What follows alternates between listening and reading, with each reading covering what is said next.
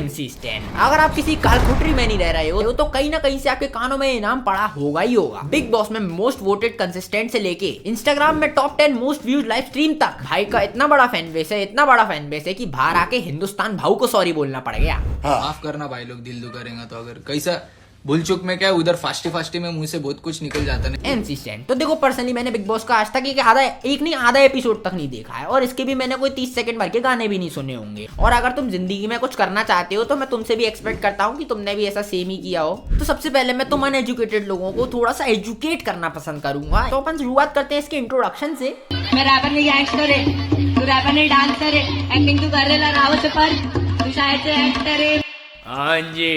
तो अल्ताफ की कहानी की शुरुआत होती है 6-7 क्लास के अंदर में, जब इनका भाई आता है, बड़ा भाई, और इनको 50 सेंट्स का पहला गाना सुनाता है। वो गाना सुनने के बाद में इनकी बुद्धि घूम जाती है। ये कहते हैं अब तो जिंदगी में कुछ करना नहीं है भाई, अपन को बनाने हैं रैप। अपन बन गए हैं रैपर। बस्ती में पैदा हुआ होता है, इसलिए जिंदगी में होते हैं काफी सारे स्ट्रगल्स, जिसके कारण मिलता है इसको इसका यूनिक स्टाइल और बोलने का ढंग भी। फास्ट फॉरवर्ड उसके बाद ये कभी गए होंगे किसी कॉन्सर्ट में जहाँ पे एमी में बंटाए भी आए होते हैं और उनके दोस्त लोग कुछ तो भी टिप्पणी कर देते हैं इनके ऊपर में, जो इनको लग जाती है बुरी। तो ये उनके और डिवाइन के ऊपर निकाल देते हैं अपना डिस्ट्रैक्ट के बाद में इनको थोड़ा बहुत रिकॉग्निशन मिलना शुरू ही हुआ होता है कि एमी वे इनको डिस कर देता है अपने गाने में, वहां से इनको मिल जाता है पूरा फेम और वहीं से बनाना शुरू करते हैं अपना कट्टर फैन बेस। और इसका फैन बेस इतना कट्टर है जितने मोदी जी की सरकार नहीं। बेसिकली जब लोग तुम्हारी बात को भगवान की बात मानने लग जाए और तुम बस जो बोलो वो करने लग जाए बिना सोचे समझे और कुछ भी परखे, तो तुम MC स्टैन बन चुके हो।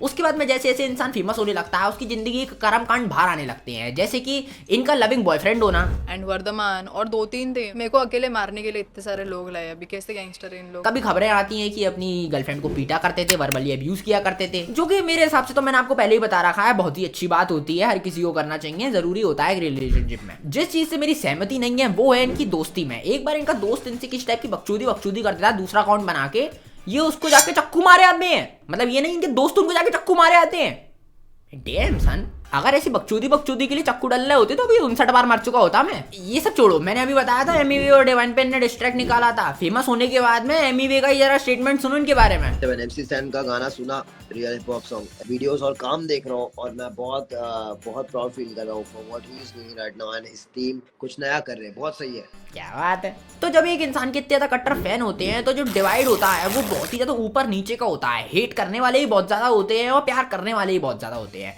प्यार करने वालों पे आते हैं पहचान थे, पर कुछ आम आदमी की पहचान थे और उनमें से जो सबसे ऊपर नाम है वो है MC स्टैन का। एक तरफ औरतों पे अत्याचार, दूसरी तरफ सोने पे सवार, ऐसा कैसे? इसके पीछे इनके फैंस का रीजन है कि इनका जेन्युइननेस, पता नहीं ऐसा वर्ड होता भी है कि नहीं है, इनका जेन्युइन पना। लोगों के हिसाब से काफी ज्यादा जेन्युइन बनते हैं, जैसा इनके दिमाग में आता है वैसा ही अपने मुंह से निकालते हैं बिना किसी फिल्टर के, जैसे औरतें किचन में अच्छी लगती हैं।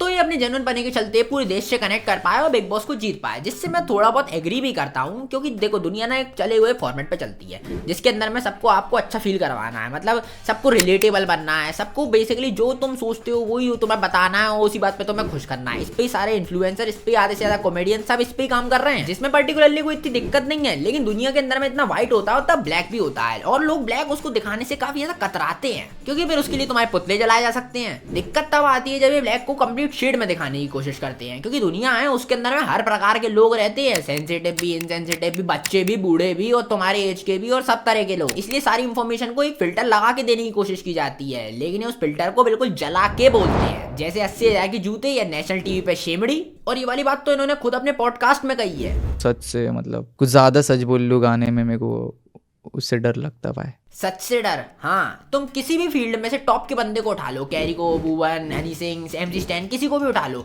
सब शुरुआत में बिल्कुल ही अलग ही टोन पकड़ के चलते थे। इन्होंने अपनी फील्ड में कंप्लीटली अलग काम करा है। जब कोई मार्केट में गाली नहीं देता था भुवन लेके आया, जब कोई किसी के बारे में बोलने डरता था तब कैरी ने बोला। हनी सिंह के तो शुरुआत के गाने सुन लो, लेकिन सब टाइम के साथ में टोन डाउन होते चले जाते हैं, क्योंकि सबको मेन स्ट्रीम होना पड़ता है ना। बोलना सबको होता है लेकिन हिम्मत किसी के पास नहीं होती। जैसे औरतों के ऊपर अत्याचार कम होता जा रहा है, अपन को उसको बढ़ा देना चाहिए। बाकी स्टैन भाई काफी ज्यादा अच्छे रैपर हैं, ये काफी अच्छा इन्फ्लुएंस छोड़ते हैं लोगों पे। मतलब कुछ गलत नहीं फैलाने का है भाई आपले को और कुछ नहीं का। मतलब छोटे छोटे बच्चे देख रहे ना भाई स्कूल बिल के, वो देखता ना मैं, फिर मेरे को ऐसा होता रहे यार, बड़ी अच्छी बात है।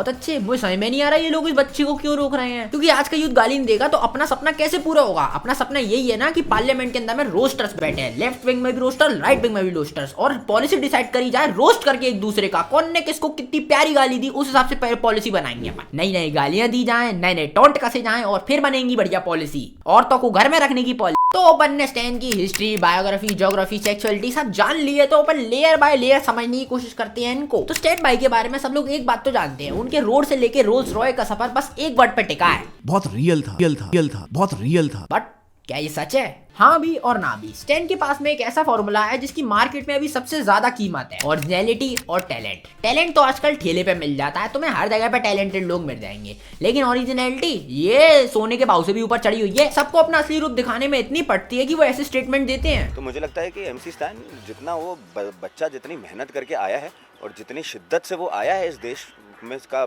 अंडरग्राउंड एक दुनिया से वो आकर इस प्लेटफॉर्म पे पहुंचा है, हक है यार। इसकी शक्ल को देख लो, अंदर से भस्म हो चुका है इंसान। और ये मैडम, हम पागल हैं जो हम अपनी छींचा लेदर करवा के, सलमान सर की डांट खा के। अरे मैडम, तुम चाहती क्या हो कि बिग बॉस के घर में आओ, 4 गालियां किसी और को बजाओ, 4 थप्पड़ किसी में दे के जाओ और तुम जीत जाओ? बढ़िया है यार, ये भी बोलना नॉन डिजर्विंग हट। हाँ, तो स्टैन की ओरिजिनलिटी और टैलेंट के मिल्क शेक को बना के दुनिया ने ऐसा पिया और उसको ऐसे जुलाब लगे कि पूरी दुनिया उसके बारे में ही अकती फिर रही है। लेकिन इससे भी ज्यादा इंपॉर्टेंट सवाल कि क्या आप ये अचीव कर सकते हैं?